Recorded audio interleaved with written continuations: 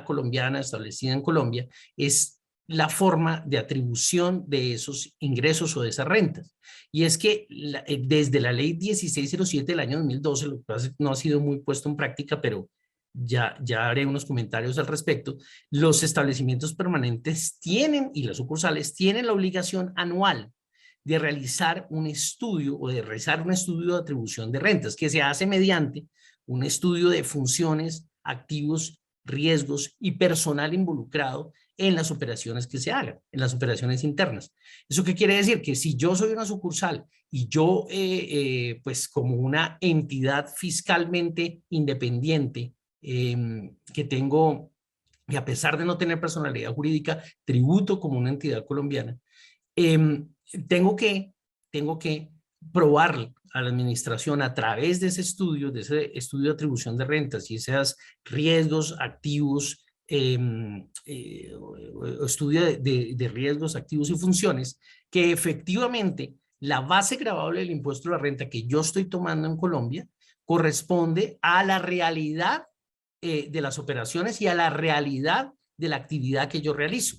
Porque vamos a darnos cuenta que las sucursales y establecimientos permanentes, antes de presentar esa renta, deberían tener ese estudio realizado y finiquitado para poder probar que efectivamente la base gravable que estoy tomando en Colombia es la justa y que no estoy dejando, por ejemplo, de reportar ingresos que deberían, como consecuencia de esa atribución de rentas a Colombia, tributar en el país. Pongo dos ejemplos muy puntuales y me enfoco en un tema de litigio que está actualmente en boga y que considero va a ser de aquí en adelante una gran herramienta que tiene la administración para fiscalizar. Los dos ejemplos de los temas de atribución de renta que se me vienen a la cabeza es cuando yo, por ejemplo, tengo una financiación tomada por la oficina principal en el exterior y cuyo capital de pues, se aprovecha por la sucursal. En ese caso, pues digamos lo que hay que tener en cuenta es que la sucursal podría ser, digamos, le podría ser atribuida el crédito junto con los intereses, producto de este estudio de atribución de rentas o producto que la administración lo considere, en cuyo caso habrá lugar a revisar si efectivamente bajo el estudio de funciones, activos y riesgos y personal involucrado es efectivamente atribuible a la sucursal. Y otro que es, digamos, mucho más común y hoy o actualmente iniciándose con procesos de fiscalización, es el tema de rentas obtenidas por la oficina principal por actividades que, por ejemplo, estén desarrolladas enteramente por la sucursal en Colombia. Entonces, producto del análisis que pueda hacer la administración, pueden decir, no, un momento, esas rentas que está recibiendo la oficina principal pueden ser o deberían ser por las funciones que está desempeñando la compañía sucursal en Colombia o por el personal que interviene en Colombia, pueden ser atribuibles o deberían ser atribuibles a la sucursal colombiana. Entonces, ¿cuál es la moraleja en este caso? La moraleja es que debemos no solamente hacer el estudio que ordena la ley año a año, sino hacerlo antes de la declaración de renta, preferiblemente, porque de lo contrario tendríamos en el peor de los casos que corregir la declaración, y hacerlo a conciencia, es decir, realmente hacer un análisis detenido de si efectivamente esos activos o efectivamente esas rentas son atribuibles a la sucursal colombiana. Les traigo un ejemplo de un pleito que actualmente está en boga y que deben tener muy en cuenta porque no es exclusivo del sector petrolero. Este es un caso puntual del sector de oil and gas, del sector de petróleos, pero que considero yo puede ser extensible o extendible a otras industrias. Les cuento, ya conocemos de casos iniciados por la administración tributaria en las que se cuestiona mediante un estudio de atribución unas cuentas por cobrar que se originan en el negocio de explotación petrolera. Me explico. El negocio petrolero, normalmente las compañías, las sucursales en Colombia, exportan el crudo. Al exportar el crudo, el cliente del exterior no le paga a la sucursal en Colombia, sino le paga a la oficina principal que está en el exterior de esa sucursal colombiana. ¿Por qué se hace eso? Pues porque analizado el caso con los estudios de atribución de rentas, la cuenta por cobrar, o más bien las funciones que desempeña la oficina principal, pues son enteramente hechas o incurridas por la oficina principal del exterior, porque es allá donde se administra el dinero, porque es allá donde existe el personal para efectos de esa administración y en consecuencia pues la cuenta por cobrar que originalmente debería tener la sucursal, pues es atribuida a la oficina principal. ¿Qué pasa? Ese es precisamente el foco de atención y que ha generado unas controversias pues bastante importantes en su cuantía por parte de la administración tributaria. La administración tributaria está señalando que esas cuentas por cobrar deben quedar o deben ser atribuidas a la sucursal colombiana. En consecuencia, si yo no incluí esa cuenta por cobrar, ¿cierto? Dentro de mi activo, estoy omitiendo un activo, lo cual conlleva a la aplicación del artículo 239-1 y el 648 del estatuto, que señalan que si yo omito un activo, se genera una renta líquida especial y esa renta líquida especial adicionalmente me da lugar a la sanción o la imposición de una sanción por inexactitud que va hasta el 200, o no va, es del 200% del mayor impuesto que determine la administración tributaria. Entonces, fíjense cómo en este caso, en este ejemplo puntual, se está, digamos, precisando por dónde vienen las balas. ¿Qué importancia tiene este estudio de atribución de rentas? ¿Qué importancia tiene? Porque en negocios como ocurre en esta industria petrolera, las cuentas por cobrar asociadas a la exportación de crudo pues son de unas cuantías muy importantes y la administración tributaria está enfocada en exigirle a estas entidades colombianas la inclusión de ese activo que, como expliqué, se convierten en una renta líquida agravable especial y además en la discusión en la imposición de unas sanciones. Yo no he visto pleitos más grandes que estos y hay que tenerles pues bastante cuidado y hacerle seguimiento. Yo lo que creo es que en otro tipo de industrias, como las que seguramente ustedes están involucrados, se pueden presentar situaciones similares que lleven a la apertura de estos pleitos. ¿Cuál es la recomendación?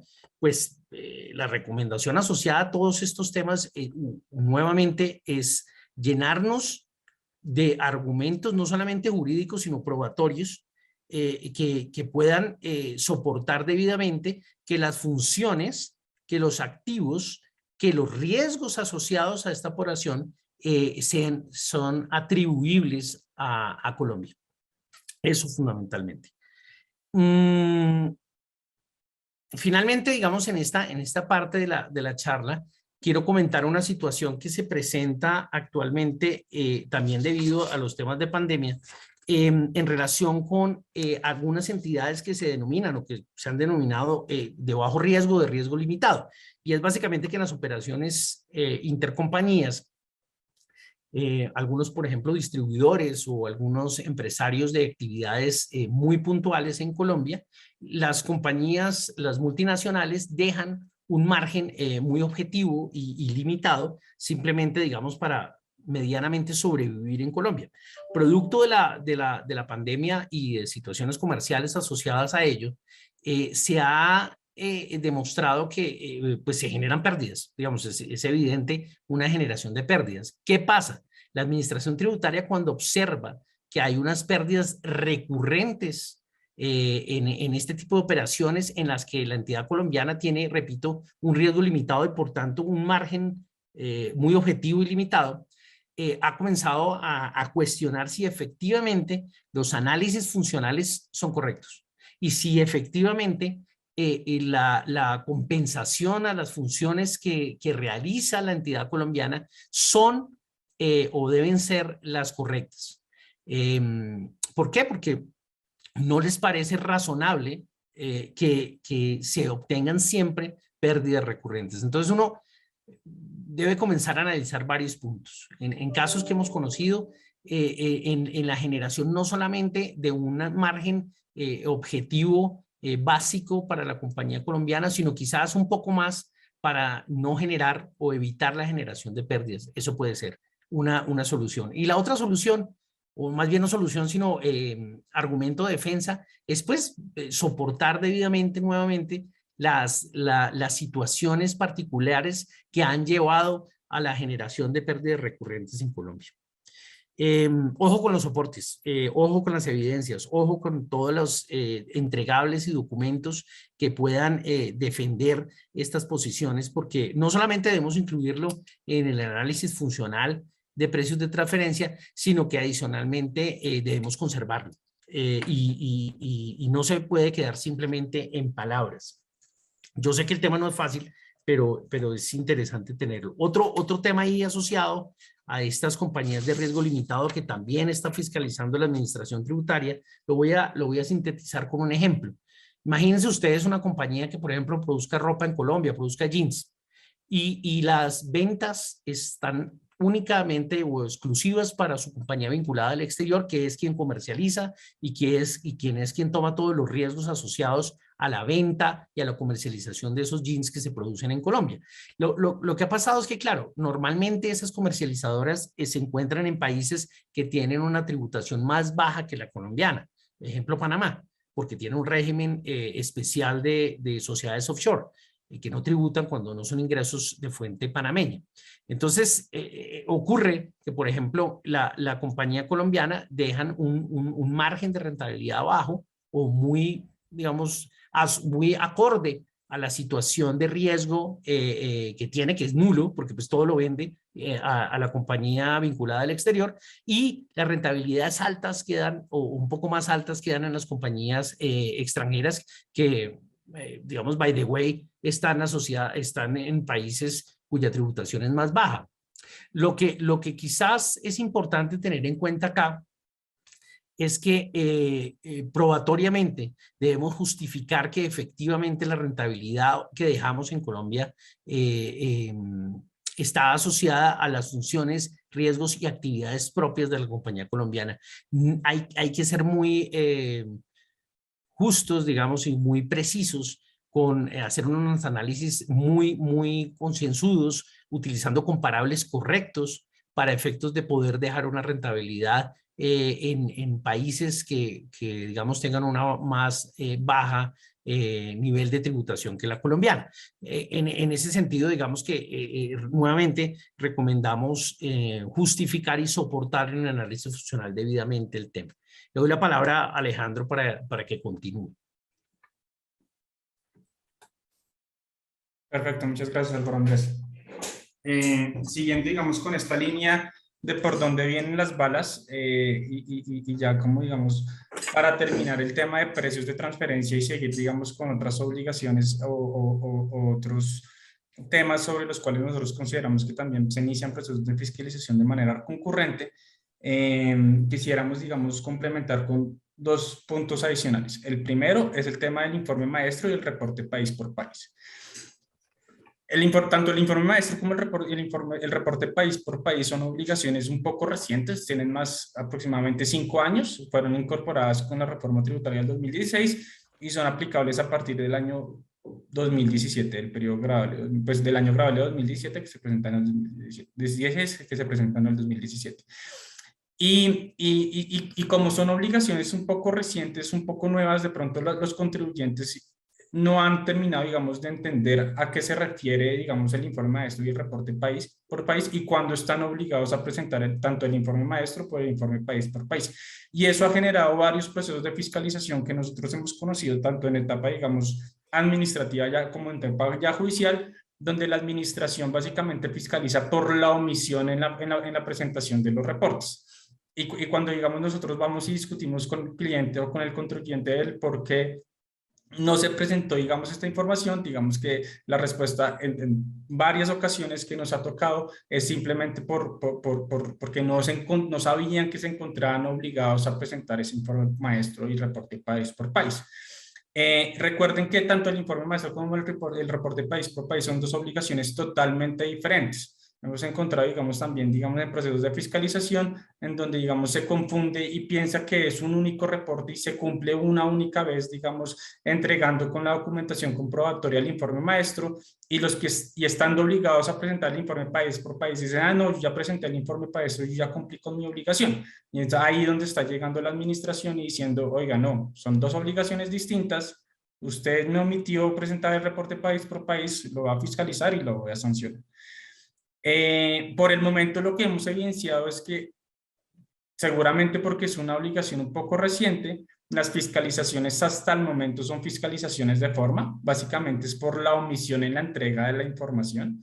Hay muy pocos procesos de fiscalización en donde se van al detalle y a revisar si efectivamente el informe maestro o el reporte país por país sustancialmente está completo o no, aunque sí hemos encontrado procesos de fiscalización, por ejemplo, en donde cuando el informe maestro o el reporte país por país lo desarrolla y lo elabora la entidad matriz en el exterior y lo presentan acá en Colombia, la administración dice, oiga, muy bonito lo que usted me presentó, que hicieron, no sé, en un país del exterior, pero pues bajo la normativa colombiana falta una o falta otra sección, entonces lo va a fiscalizar por omisión. Entonces, digamos que en este momento y en esta etapa, nuestra recomendación respecto al informe maestro y el reporte país por país eh, no nos olvidemos de esta obligación, tengámosla en claro que son obligaciones totalmente diferentes. El informe maestro lo presento como parte de la documentación comprobatoria si cumplo los límites para estar obligado. El reporte país por país lo presento si hago parte de un grupo multinacional y si cumplo, digamos, algunos criterios del estatuto tributario, pero tengamos presente que son obligaciones totalmente diferentes. Y finalmente, digamos, otras recomendaciones, tengan en cuenta que independientemente que mi casa matriz se encuentre o no obligada a presentar este tipo de información bajo la normativa local de la casa matriz, si en Colombia, digamos, se encuentran obligados a presentar el informe maestro o el reporte país por país, pues se tiene, digamos, que presentar en Colombia. No es excusa ante la administración que mi casa matriz bajo la legislación digamos, de la jurisdicción donde está ubicada la casa matriz no está obligada a presentar este reporte. Si en Colombia yo cumplo los montos y si en Colombia yo hago parte del grupo multinacional, pues tengo que presentar esta obligación, porque digamos que, reitero, los procesos de fiscalización se han entregado o se han empezado más por temas de omisión de la entrega de información. Eso, digamos, actualmente. ¿Qué vemos hacia futuro? ¿Qué vemos, digamos, en un par de años y específicamente por el reporte país por país, cuando, digamos, una empresa colombiana hace parte de un grupo multinacional y cuando cumple los criterios para entregar esta información ante la administración? Digamos, nuestra opinión y lo que nosotros creemos que va a pasar es que el reporte país por país va a ser, digamos, esa clave que va a tener la administración para iniciar procesos de fiscalización. Porque recuerden que en ese reporte país por país lo que se está obligando es a reportar la asignación de los ingresos y la asignación de los impuestos pagados por el grupo a nivel internacional. Entonces, eso es una información, digamos, importante que tiene la administración para hacer cruces de información, para revisar, digamos, temas de pagos al exterior, de servicios intragrutos, y por ahí seguramente con base en ese informe, el reporte país por país, pues se van a iniciar a futuro procesos de fiscalización, tanto en materia de impuestos como de la renta, como digamos en la solicitud de ajustes a las declaraciones del impuesto sobre la renta en Colombia. Y finalmente, digamos, ya para terminar los temas de precios de transferencia, nos parecía importante señalar el tema de comparables y el tema de las metodologías de precios de transferencia. Va un poco ligado a lo que mencionaba hace un momento Álvaro Andrés, del tema de las entidades con riesgos bajos. Y es que lo que estamos observando es, por ejemplo, que la administración tributaria, como les decía antes, ya dejó a un lado, digamos, las obligaciones o las fiscalizaciones respecto a obligaciones puramente formales y se está centrando en aspectos puramente sustanciales. Lo que vimos en una primera etapa de esta segunda etapa es que la administración siempre iba y cuestionaba los comparables. Le decía a un contribuyente, los comparables que usted está utilizando no son adecuados por esta razón. Discusiones que de pronto usualmente los contribuyentes ganaban porque los contribuyentes, digamos, hacían todo el análisis económico y decían, no, administración, usted está equivocada, mis comparables sí funcionan por esto. Entonces digamos, inicios de procesos de fiscalización en temas sustanciales, pero que eran, digamos, de fácil soportar ante la administración. Sin embargo, en una segunda etapa de esta segunda etapa, lo que estamos viendo es que la administración sigue cuestionando el tema de los comparables, pero adicionalmente está fiscalizando y cuestionando el tema de las metodologías utilizadas por los contribuyentes para hacer sus estudios de precios de transferencia. Recuerden que la norma tributaria e inclusive, digamos, las directrices de la OCDE en materia de precios de transferencia tienen dos grandes grupos de metodologías de precios de transferencia. Unas metodologías un poco tradicionales que determinan, digamos, los rangos de precios de transferencia bajo márgenes brutos, que son, digamos, esos tradicionales que usualmente la OCDE recomienda utilizar, y unos márgenes operacionales o de utilidad operacional.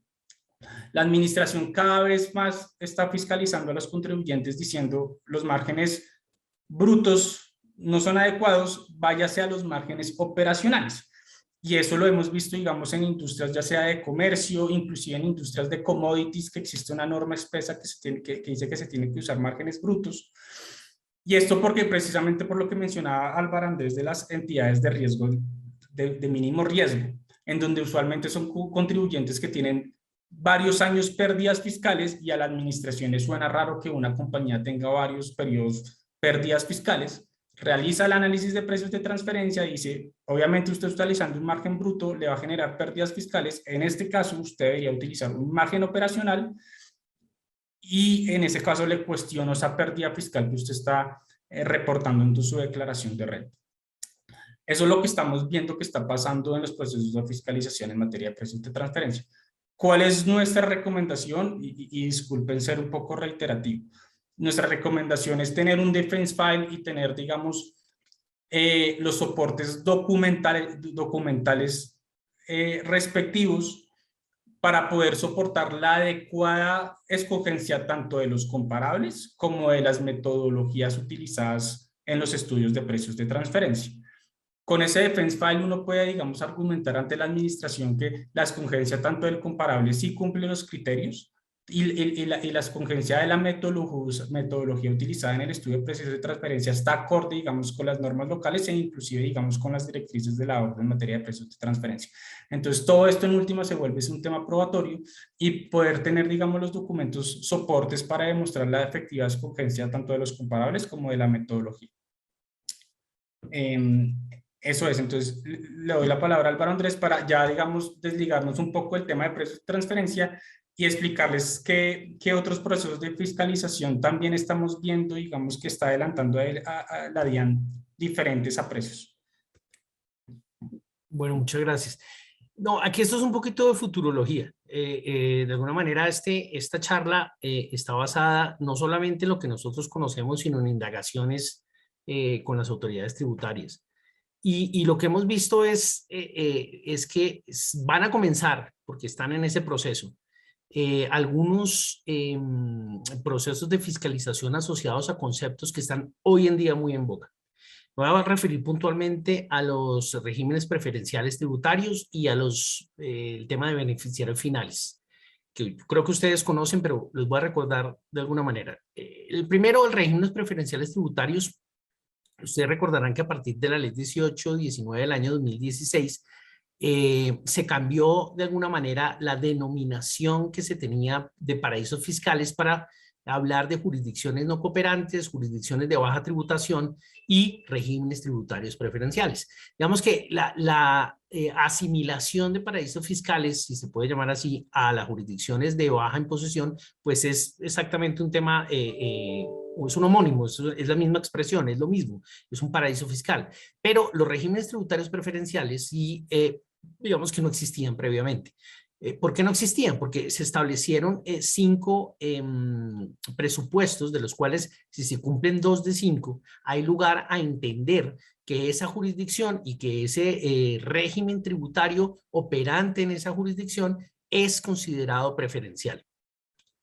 Pues para recordarles, los regímenes preferenciales o los presupuestos que dan a los regímenes preferenciales son en existencia de tipos impositivos o existencia de tipos nominales mucho más bajos, carencia de efectivo intercambio de información, falta de transparencia legal o de funcionamiento reglamentaria, inexistencia de requisitos de una presencia local sustantiva y algo que se denomina ring fencing, que es básicamente que unos regímenes que hay en algunas jurisdicciones que solo pueden tener acceso personas que son consideradas como no residentes.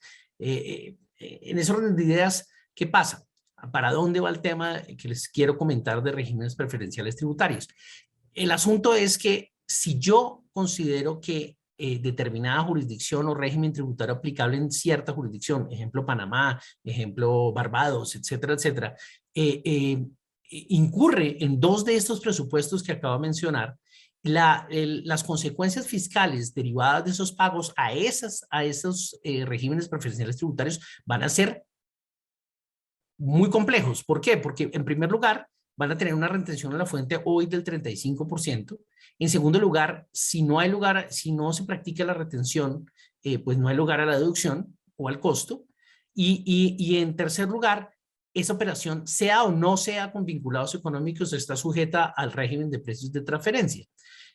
Tengan en cuenta además que estando sujeto al régimen de precios de transferencia hay un tope que pues ordinariamente las operaciones es de 45.000 VTs.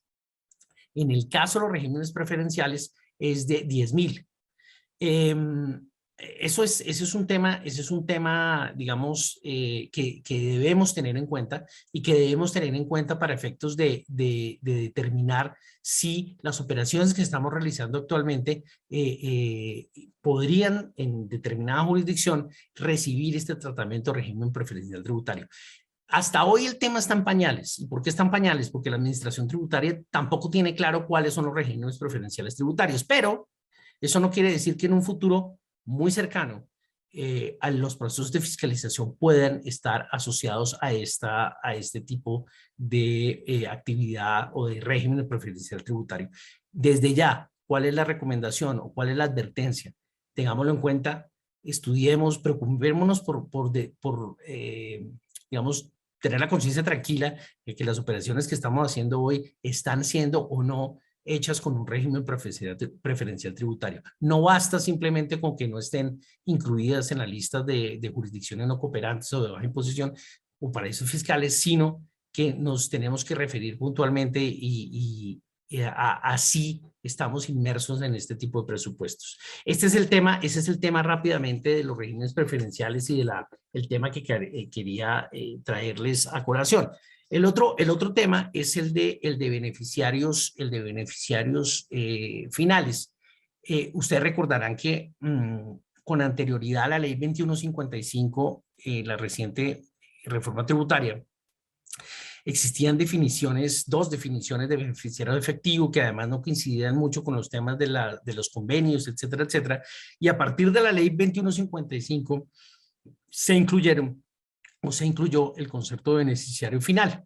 Que no voy a entrar aquí digamos, a profundizar en el tema porque ese no es el motivo o la finalidad de esta charla, sino lo que quiero traer a colación son dos cosas. Uno, el incumplimiento de la información que se debe reportar, es decir, de las personas naturales que pueden actuar como beneficiarios efectivos, puede traer o conllevar la imposición de sanciones.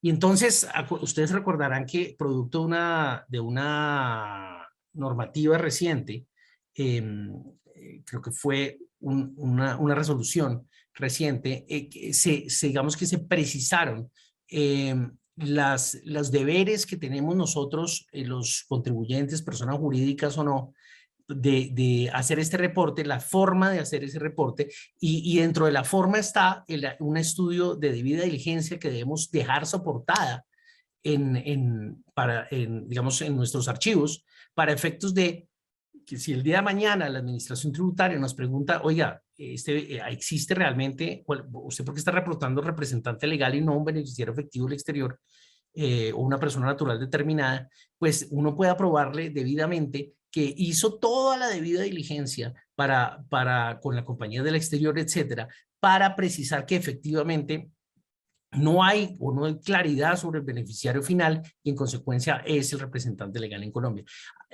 Creo que esto en este momento está en hechura. Los reportes deben ser hechos para aquellas compañías constituidas antes de enero de este año, en septiembre, si mi memoria no me falla, y entonces debemos estar preparando nosotros, todos los contribuyentes, ese ya no expediente de defensa, sino análisis de debida diligencia.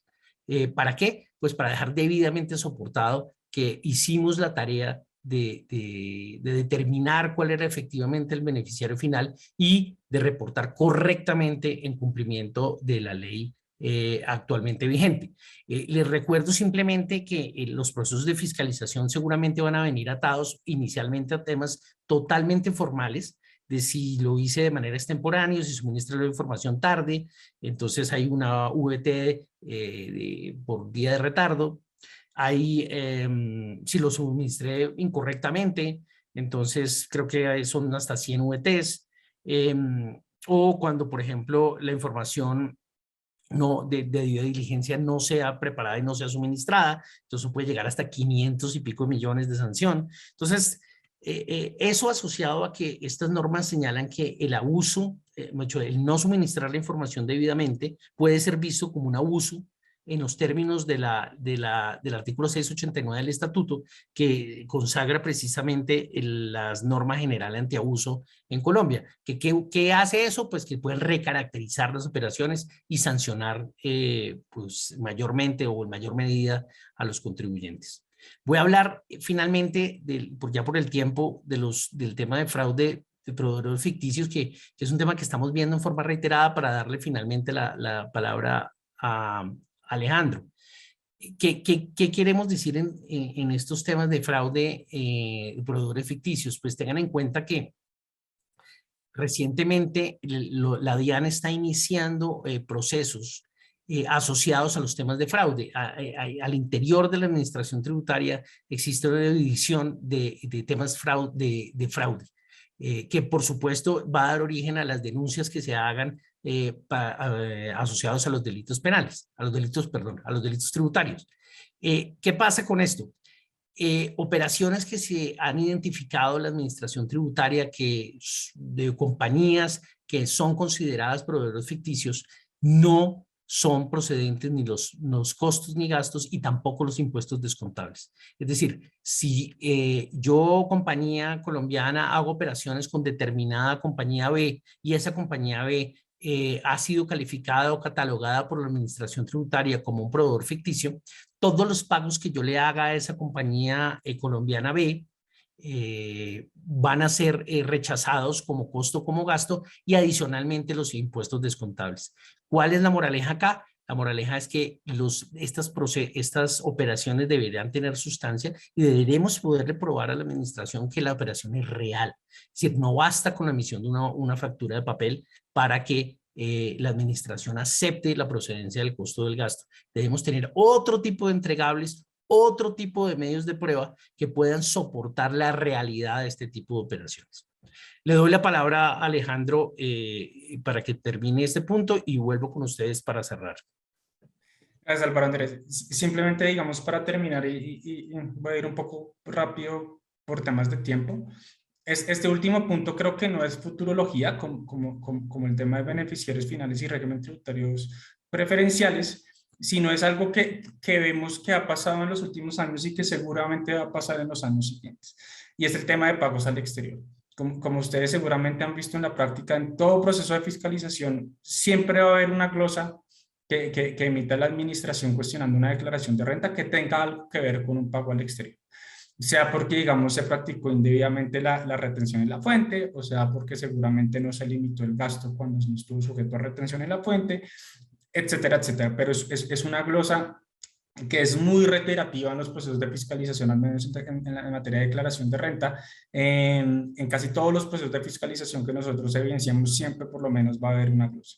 Entonces, simplemente queríamos dejar ese comentario ahí, porque la recomendación es seguir teniendo cuidado con los temas de pagos al exterior, que eso es de las primeras cosas que ve la administración tributaria cuando inicia procesos de fiscalización. Y atándolo un poquito a lo que al principio mencionaba Álvaro Andrés de los temas de regalías y de servicios, es importante que tengan en cuenta que Específicamente en temas de regalías, por ejemplo, la administración sí está teniendo un poco más de cuidado y sí está realizando procesos de fiscalización un poco más extensos respecto de pagos al exterior por temas de regalía. Todo esto alineado, digamos, a que Colombia es parte de la OCDE, que salieron las BEPS y tanto las directrices de la OCDE como como las recomendaciones de la BEPS sí levanta la mano, digamos, en el tema de regalías y señala que el titular económico de una regalía no es precisamente o no es en todos los casos quien tenga la titularidad jurídica del intangible, sino que lo que busca precisamente las BEPS y las recomendaciones de la OCDE es que independientemente de quién sea el titular jurídico de un intangible, de una marca, por ejemplo, quien tiene los derechos y los réditos económicos de ese intangible va a ser la entidad del grupo que haya trabajado en ese intangible, que haya desarrollado ese intangible, que haya incurrido en todos los gastos para el desarrollo del intangible. Y es ahí donde sí hemos visto procesos de fiscalización, creo que un poco avanzados de la administración tributaria, en donde está cuestionando pagos por concepto de regalías que se pagan, digamos, a una entidad que es el titular de un intangible jurídicamente, pero que todos los gastos para el desarrollo asociados del intangible los está asumiendo el que está pagando la regalía y la administración, digamos, basándose en las directrices de la OCDE y en las BEP está cuestionando ese pago por regalías porque pues dice, ¿usted por qué le está pagando la regalía a esta empresa si usted es el que está creando y está desarrollando el intangible? Entonces, reiterar, digamos que seguir teniendo cuidado con los temas de pagos al exterior porque eso es una de las cosas que siempre va a sacar la administración de impuestos. Y tener especial cuidado en temas de marcas y en temas de intangibles, porque es ahí donde vemos que la administración está empezando a coger, digamos, más cancha, está aplicando, digamos, criterios internacionales y es por ahí donde creemos que a futuro se van a iniciar procesos de fiscalización por estos conceptos. Gracias. Bueno, dos comentarios. Le respondo la pregunta a Miguel, que plantea que cuáles son las implicaciones fiscales para los beneficiarios finales que no estén radicados en Colombia. Pues realmente, Miguel, las implicaciones fiscales o más bien sancionatorias son para quien deja de reportar en Colombia.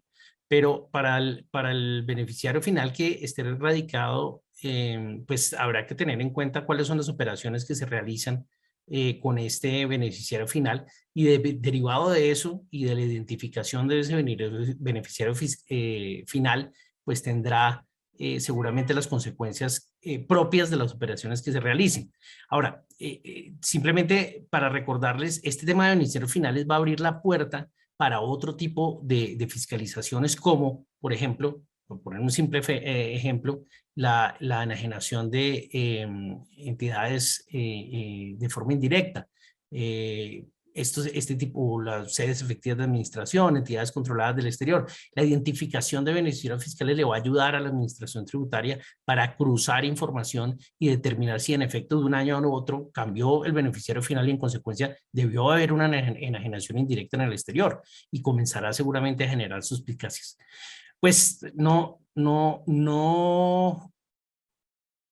seguramente no vamos a agotar los temas con una charla de una hora, pero simplemente agradecerles y queremos pues que estén contentos con estas charlas, con estos módulos de este seminario. Son parte de los 30 años, de la celebración de los 30 años de Gómez Pinzón.